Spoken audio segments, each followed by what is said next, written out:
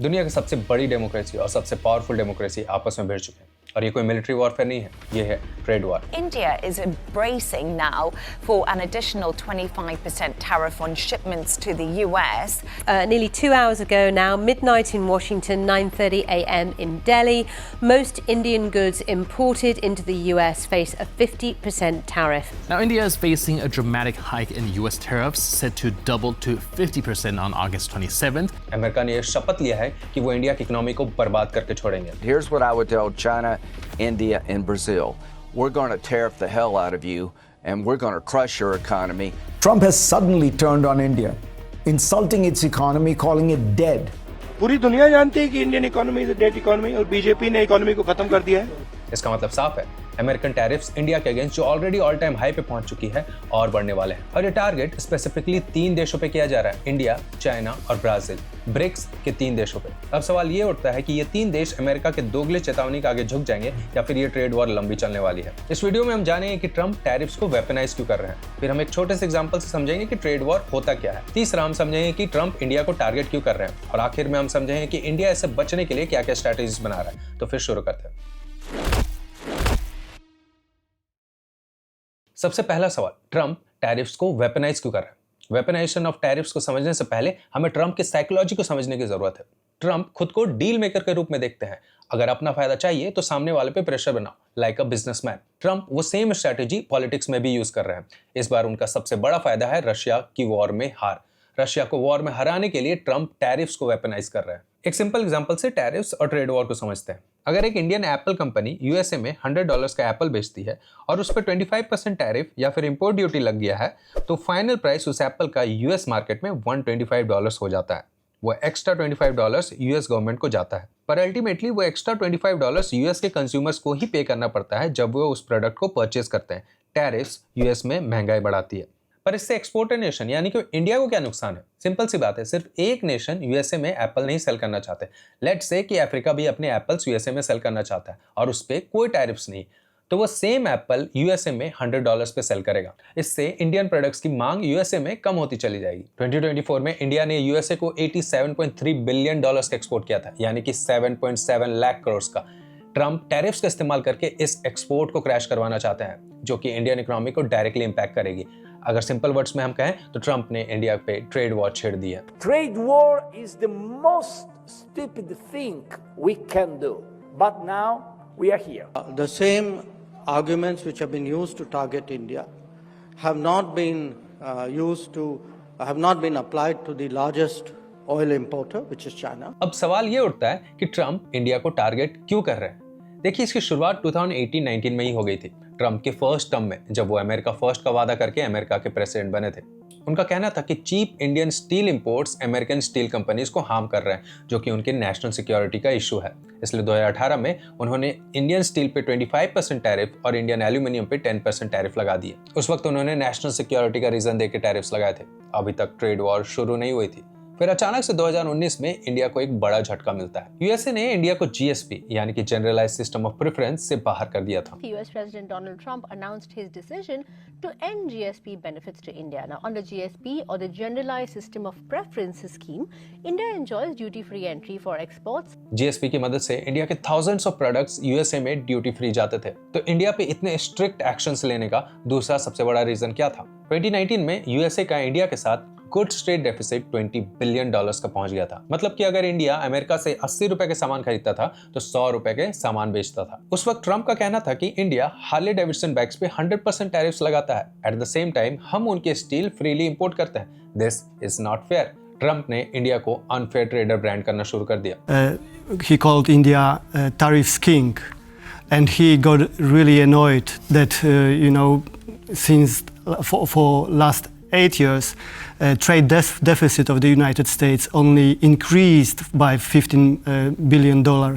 They have higher tariffs. There are Maharaja tariffs, higher non-tariff barriers. We run a massive trade deficit with them, so that hurts American workers. India का counter argument ये था कि India एक developing nation है। अगर foreign bikes India में duty free import होना start हो गए तो इंडियन कंपनीज उनसे कम्पीट नहीं कर पाएंगे। पर at the same time foreign bike companies are free to come in India and manufacture here. इसके बावजूद इंडिया ने हार्ले डेविडसन बाइक्स पे 100% टैरिफ से 50% किया, फिर उससे 30 to 40% लेके गए। पर ट्रेड वॉर की शुरुआत हो चुकी थी। इससे पहले कि ट्रेड वॉर और बढ़ता, ट्रंप यूएस के प्रेसिडेंट से हट चुके थे और 2025 में यूएस का इंडिया के साथ गुड्स ट्रेड डेफिसिट $46 बिलियन का पहुंच गया है। ट्रंप आग बबूला हो चुके थे। ये उनके अमेरिका फर्स्ट के एजेंडा के अगेंस्ट था। उनका मानना था कि इंडिया मनमानी कर रहा है, पर वो कुछ नहीं कर सकते थे जब तक कि 2025 में वो व्हाइट हाउस में वापस आते हैं। अमेरिका फर्स्ट 2.0 की शुरुआत हो चुकी थी। आते ही उन्होंने इंडियन स्टील और एल्यूमिनियम पे टैरिफ्स डबल करके 50% कर दिए। पर ये तो बस शुरुआत थी। जुलाई में ट्रंप ने एक एग्जीक्यूटिव ऑर्डर 14257 इंडिया के अगेंस्ट पास किया। ये executive order reciprocal tariffs regime का था। इसका कहना है कि अगर आप हम पे हाई टैरिफ्स लगाते हैं तो हम भी आप पे हाई टैरिफ्स लगाएंगे और ये 27 अगस्त 2025 से लागू हो जाएगा। पर इस बार मुद्दा अमेरिकन कंपनीज की सेफ्टी या फिर ट्रेड डेफिसिट का नहीं था। इस बार मुद्दा रशियन ऑयल का था। इसलिए सारे एक्शंस इंडिया के अगेंस्ट ही लिए जा रहे थे। Here's what I would tell China, India, and Brazil. If you keep buying cheap Russian oil to allow this war to continue, we're going to tariff the hell out of you. And we're going to crush your economy. America का कहना है कि India Russia से सस्ते दाम पे तेल खरीद रहा है और उनको वॉर में मदद कर रहा है। और इंडिया के काउंटर आर्ग्यूमेंट को ध्यान से समझिएगा, क्योंकि भारत के हर देशवासियों को ये समझना बहुत जरूरी है। रशिया दुनिया का दूसरा सबसे बड़ा ऑयल एक्सपोर्टर है। 2022 में जब यूरोपियन यूनियन रशियन ऑयल को बॉयकॉट कर रहे थे, तब ऑयल का प्राइस $60 पर बैरल से बढ़ के $137 पर बैरल हो गया था। महंगाई आसमान छू रही थी। तब यूएसए ने ही इंडिया को सपोर्ट किया कि आप रशियन ऑयल खरीदे।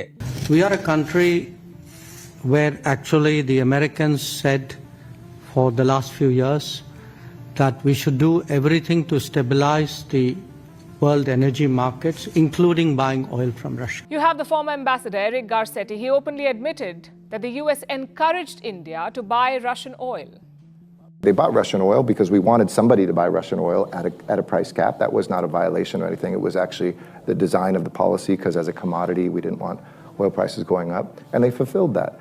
2022 से पहले इंडिया सिर्फ 0.2% of total oil imports Russia से करता था, जो कि बढ़ के 36% 2025 में हो गए हैं। इसका नतीजा ये हुआ कि ऑयल प्राइस गिर के $65 पर बैरल हो गया। इंडिया ने ग्लोबल ऑयल मार्केट को स्टेबल किया, दुनिया से महंगाई को कंट्रोल किया। अगर इंडिया रशिया से ऑयल खरीदना बंद कर देगा तो फिर से ऑयल प्राइस स्काई रॉकेट कर जाएगा। सेकंड आर्गुमेंट इंडिया का यह है कि यूएसए खुद रशिया से बिलियंस ऑफ डॉलर्स का यूरेनियम और फर्टिलाइजर्स इंपोर्ट करता है। तो फिर जब उनके पैसे रशिया को वॉर में सपोर्ट नहीं कर रहे हैं, तो सिर्फ इंडिया के ही पैसे रशिया को कैसे सपोर्ट कर रहे हैं? Tell me, buying Russian gas is not funding the war? I mean, why is it's only Indian money and oil coming to India which funds, but it's not gas coming to Europe which funds? जब इस पे Trump से सवाल किया गया तो वो कहते हैं कि मुझे नहीं पता।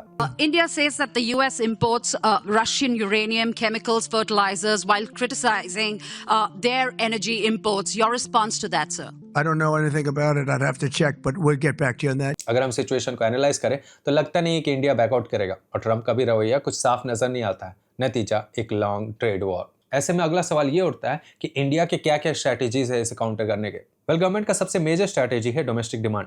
जीवन के अंदर एक मंत्र बनाना है, हम जो भी खरीदेंगे वो मेड इन इंडिया होगा, स्वदेशी होगा। गवर्नमेंट का कहना है कि डोमेस्टिक डिमांड हमारा इतना स्ट्रांग है कि कोई भी फॉरेन डिमांड का डिक्लाइन हमारा मार्केट आराम से कवर कर लेगा। डोमेस्टिक डिमांड को और स्ट्रांग करने के लिए गवर्नमेंट एमएसएमई सेक्टर्स में मेजर इन्वेस्टमेंट्स कर रहे हैं। PM Vishwakarma, Bharat net integration, cluster based working capital funds, insurance premium reduction की मदद से एमएसएमई सेक्टर्स में पैसे डाले जा रहे हैं। Eight the same time India China और ब्राजील के साथ अपने स्ट्रेटेजिक टाइज को और स्ट्रांग करते जा रहा है। In just a few days from now, Prime Minister Modi will travel to China. He is attending the SCO summit. In fact, ahead of the summit, there's been intense diplomatic activity. China's Foreign Minister Wang Yi visited India. Soon after that, S. Jaishankar traveled to Moscow. BRICS US dollar के use को कम करने के लिए एक अपना currency launch करना चाहता था, पर हमेशा इंडिया और ब्राजील उस पर रोक लगा देता था। पर अमेरिका के इस नए एटीट्यूड को देख के लगता नहीं है कि अब ये रोक ज्यादा दिन तक रुकेगी और ब्रिक्स अपना करेंसी जल्द लॉन्च कर सकता है। वक्त के साथ इंडिया के और स्ट्रैटेजीज का पता चलता जाएगा, पर आत्म भारत का सपना अब सपना नहीं जरूरत बनते जा रहा है। जब तक हम अपने इकोनॉमी को दूसरे इकोनॉमी पर निर्भर रखेंगे, हम कभी भी डेवलप नेशन नहीं बन पाएंगे। इंडिया को जल्द से जल्द अपने एक्सपोर्ट बास्केट को डाइवर्सिफाई करने की जरूरत जरूरत है और अपने इंटरनल मार्केट यानी कि डोमेस्टिक मार्केट को और स्ट्रॉन्ग करने की जरूरत है। 2047 तक अगर भारत को डेवलप नेशन के करीब तक भी पहुंचना है तो हमें लॉन्ग टर्म इंडिपेंडेंट बनने की स्ट्रैटेजीज पे इन्वेस्ट करना होगा। हम किसी भी देश पे आंख बंद करके भरोसा नहीं कर सकते हैं। ऐसे में आपकी क्या राय है हमें कमेंट सेक्शन में जरूर बताएं और द ग्रेट ब्रांड स्टोरीज को फॉलो करना ना भूलें। जय हिंद, जय भारत।